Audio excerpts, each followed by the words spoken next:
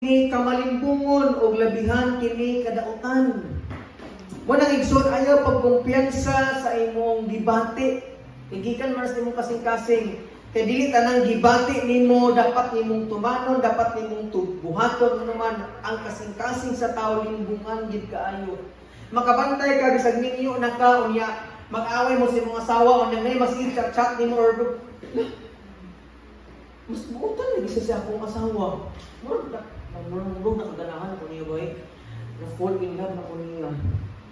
Na-love at second sight. Limbungan ang kasing-kasing. Ayaw pagpadalaan na. Di ba na panahon, igsoon nga mag-away mo sa bana, sa mong pares niya. Buwag na ta! Kaya na pa makaspuson. Pero bawala na. Kao nga diha. Trabaho para makakaroon. Yan, sa naman naulian naman nga naman limbungan ha. Kasing-kasing. Muna sa mga batanon baka makita ka niya lumapad sa kayo. Ano na kagwapa niya? Ako ni pangayapan be. Pakasla na marigit so na grade 6 pa mo. Limbungan ang kasing-kasing mo nang ayaw pagpadala. Sa bata pa kayo lamin na kayo ngayon. Kayo.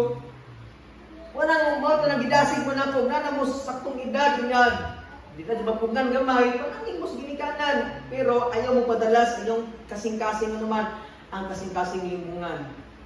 Pakisa ko ba? Kasara dito. Bunar ba bunar? Kasi bunar kasara. Aping. Magkadaghan mo na. Magkatay-katay mo na siya. Hugikat na na. Kaya pa ko di. Ano ragot ani? Lagi lagi to.